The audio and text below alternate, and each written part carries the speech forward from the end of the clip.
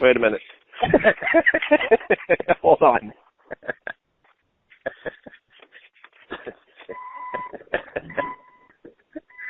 What's cracking? Dude. Oh, man.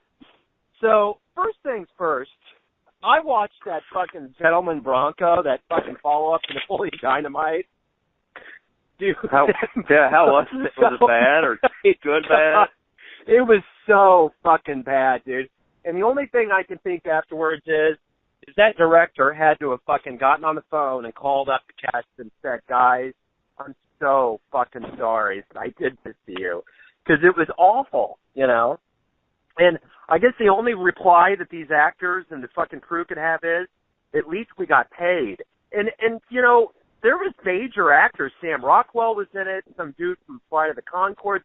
I mean, it wasn't some mealy-mouthed fuck-face production. I mean, this was like a serious movie, and it was fucking... I mean, there was a couple parts that were like knee-jerk funny, but it was like, what the fuck are you guys doing?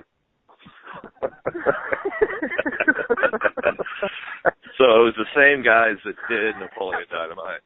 Yeah, I think his name is Jared Hatch or something like that. Yeah, and there was a lot of the same. It's fucking cold out here. God, oh my God. Fuck you, dude! I got out. My hands are fucking like fucking ice pellets. Oh, because I get out in the morning and play football with Miles, and I got out there this morning, and I was like, "Fuck, these birds are even cold out here." Shivering. Man, So, I'll tell you what, it's like my balls are like Sherry's berries over here. Harry Carey's. And if I hear another goddamn Sherry's berry commercial, what a fucking scream. Dude, the one in Belton, man, they are desperate. I think they're hitting hard times. They got like 7 billion signs in the window. They're just like, they're doing everything but fucking giving you free fucking yogurt to get that joint. So, well, what place is that? What are they giving away? Well, no, they have signs saying, come in, it's the best yogurt in the world, and it's at a bad location. They're fucking not getting anybody in there. You know? Yogurt. Who wants yogurt when it's cold out? Yogurt. Who wants yogurt anyway? Yeah, no. Sophie will eat yogurt. That's the only one I know to eat yogurt. Well, yogurt gets demolished in our house. Well, real quick, too, I almost had to pull up Snopes today. There was a fucking thing I saw that Bob Simon, a correspondent for CBS, was killed in a crash last night. Oh, I saw that, yeah. God damn, dude, fucking life is so fucking bam, man. Like 1 minute, like I tell people when I work on the computers, like, I don't know what happened.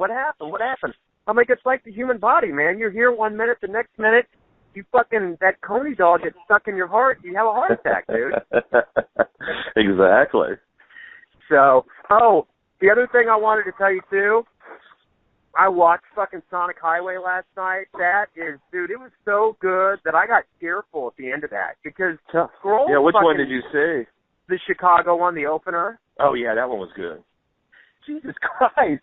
Wait till you need to see the one in New Orleans. That's right up your alley. I mean, you're really going to freak out when you see that. Well, I was going to watch that first, but I'm like, let me go through the lineage, because now they're in D.C., and, you know, that's the thing about D.C. No wonder why politicians are fuckfaces. D.C. is just an uninteresting place other than, like, tourism and travel. I mean, the musicians that were there and what they were doing, yeah, okay, but you know what? It's like... Oh, so you saw that. I think the one reason why he went there is because that's where he grew up. Right, because he grew up in Virginia. Yeah, and I think he was paying homage to it. I thought it was kind of odd. I figured he would start in New York, but... You know, Chicago has a hell of a blues tradition. I mean, you got Muddy Waters and Buddy Guy and all those guys, so you're fucking hitting some immediate home runs with that joint, you know. Yeah, I tell you what, you want to talk about tearing up and getting funky feeling. I watched it again last night, and plus I saw another one, the presidential, whatever that is, where they give the awards out. David Letterman and Led Zeppelin, I think, got it last year. That Stairway to Heaven, when they come out, man, it is powerful. And then they did one for Paul McCartney. Maybe it was the year before that. And both of them, Grohl was in. And the one with the Beatles with Paul McCartney, Grohl came out and sang a song with a gal. It was just unbelievable. And then at the end of it, it was just, Steven Tyler was there, and I don't know, somebody else. And then they did this Hey Jude. Just unbelievable. And I don't remember ever seeing that stuff until Obama was the president. having these cool cats in there. Yeah, I think they had stodgy fuck faces. I don't think Bush had anybody there. Probably had he was probably is Keith Urban retired yet? Let's get him up here. Or some fucking country guy. But yeah, Obama's doing good. I mean, he had Stevie Wonder in there. He is one hip motherfucker, and he gets some powerhouse guys. But, it's interesting. Every time I think about this interview that I had with Randy Weston, and he was like, I was like, why do you like Thelonious Monk so much? He was like, man, he had soul. When you get those guys together, the combined impact of their years of playing and soul and paying homage to something, no wonder. Yeah, I mean, I can hear da-na-na, da-na-na. When you say Stairway to Heaven, I can hear those guys with all of the years that they've played on stage coming out and just fucking things up, Yeah, that was good. One of those, too, I can't remember where, but he interviews Obama. Grohl does. I can't remember which episode it is, but he sits down with him and they do some talking. Well, there was one point in that interview where he's sitting there with a cousin and he's sitting there and that fucking face is there in middle school, and he's like, I'm just a kid that had an eye died, and I saw these punk rockers, and it fucking turned me upside down. And you can see his face. He's just a suburban, bright-eyed, doughy head, Steven Spielberg watching E.T. popcorn eating fucking kid, and then kaboom, you got these fucking people with big fucking pencils shoved through their cheeks, and he's like, I was fucking turned upside down, and I can see with his music selection, I've seen a video, the ones where they do What's in My Bag, and when he does it, he's got fucking all kinds of punk rock records, dude. Yeah, it was an interview I saw yesterday when I was going through all that stuff, and it was talking about, music and paying for music, and you could tell he was just kind of like, yeah, I mean, it's, you should be able to get music for free, because that's what he pointed out.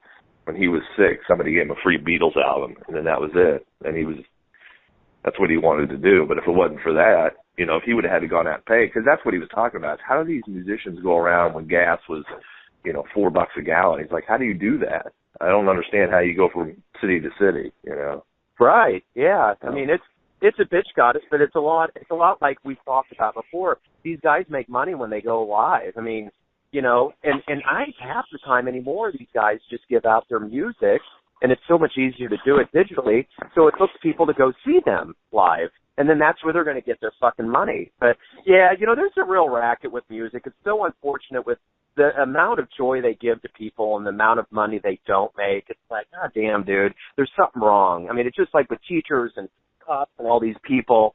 They should really be making the money, and they don't. So there's a 60 Minutes special, speaking of that, and they did with Grohl, and that was really good, too. They had some hot blonde, too, that was kind of hanging out.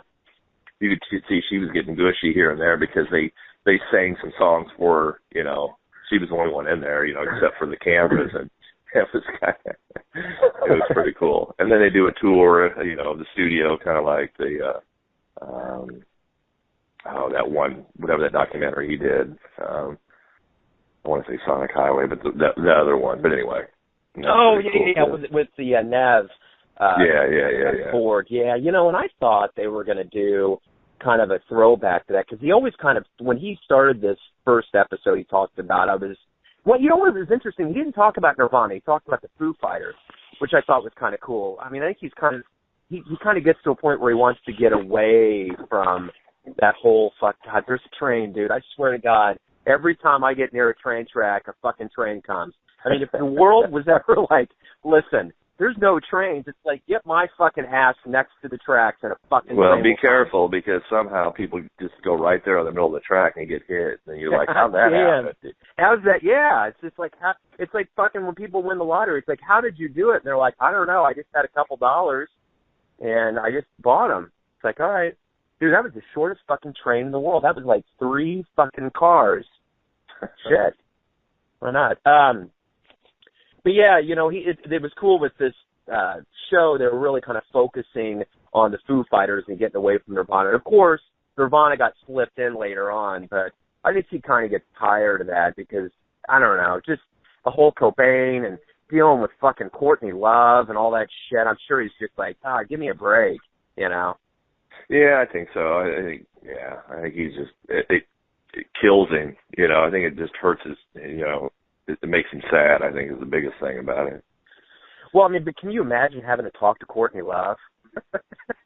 Well, yeah, in fact, what were we watching, American Idol or something, and then the show was coming on after that, and Carol said, holy shit, Courtney Love, and I'm like, what? And she was in the show. She was, I don't know what the show was about, but she was like, she's behind like in a recording studio behind the glass and was throwing her headphones at the gal, screaming at her. It's like, God dang. God, what a wreck, man. I mean, I just can't even imagine. I mean, I wouldn't even want to fucking have a sandwich with her. I mean, just imagine being in a fucking studio, locked in there. It's like, what are you doing? What are you doing? Yeah, but, you know, Grohl's so cool that he's got to the point to where he's above it now. When they did the Rock and Roll Hall of Fame, he kind of was like, okay, you know, whatever. Yeah. It's all good. Just get it out of the way, because it's going to stay away. And it's never going to go away. Everybody's going to be all enamored with Kurt Cobain for the rest of our lives, which, I mean, I get it. I get what he did. I get the whole thing. I still just don't get it. I don't get why everybody has made him king shit of fuck mountain. It just doesn't make John Lennon, I get why he is glorified the way he is. But Kurt Cobain, I mean, fuck, dude, Weiland and Soundgarden and all of those Seattle bands did so much more. Really. I mean, I just don't get the whole fascination with Nirvana. It's just, but it's that whole thing when Morrison died, when Janis Joplin, all those guys died, Jimi Hendrix, it's just like they were immortal. But there were so many other motherfuckers that were out there doing much better shit, you know? Yeah, I think the biggest thing was they were the ones that, you know, music, rock and roll was in a bad place, and then that came out, and, you know, kind of changed everything. I think that's the biggest draw, but I hear you. I swear it was just a generational thing. People could relate, because, you know, the freaking 80s and that hair band just kind of, I mean, that was bad. It was getting way bad, you know, at the end. And I think that was, it got really bad. I think that was the thing with Nirvana, was that was the beginning of the death of the hair band, you know? Yeah, it definitely was, because, hell, Metallica cut their hair after that. They influenced it so much, or they saw where the music was going. Because I remember that. They all cut their hair, and, you know, and they were like, holy shit, what are they doing? Well, that was an influence of Nirvana, because everybody wanted that music, you know? Yep, totally. Grunge, yeah. Yeah, I'll tell you what, man, I don't know what it is about Grandview and when it's really sunny out. Every time I look up and I see more than, like, 2 objects in the sky, I almost feel like I'm Henry Hill looking at the helicopter, like, are they going to fucking catch me? And I'm trying to peer in to see if it's a UFO. There's just something about the way shit looks in the skies here where I'm like, there it is, baby. There's the fucking one, you know?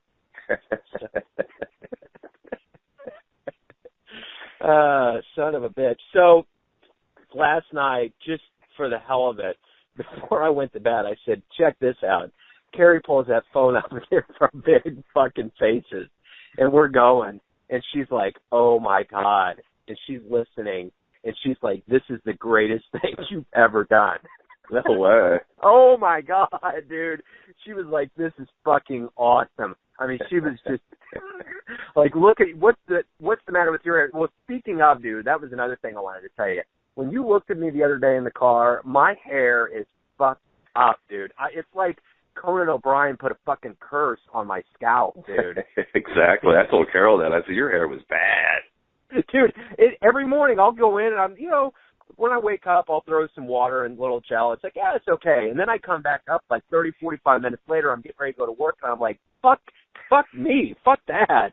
You know, what is that? And it's just all like Conan O'Brien kind of wave, but like a bunch of fucking kids just messed it up too, you know?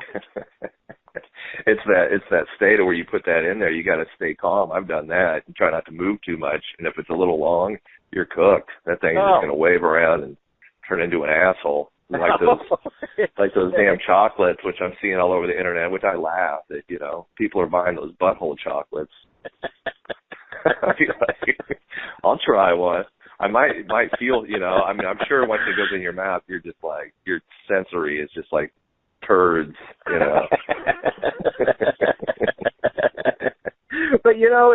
we are one gluttonous fucking society that just goes for gimmicks, dude. I mean, it's just like chocolate beer. Who in their right fucking mind would even think that's good?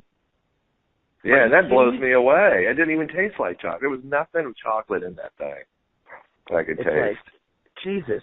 I tell you what, man. I get the weirdest notifications on my phone. I just, right now, it vibrated, and I look down, and it says it's Lincoln's birthday. Why the fuck do I need to know that right now? Why does my phone need to tell me that Abraham Lincoln is born What app today? told you that?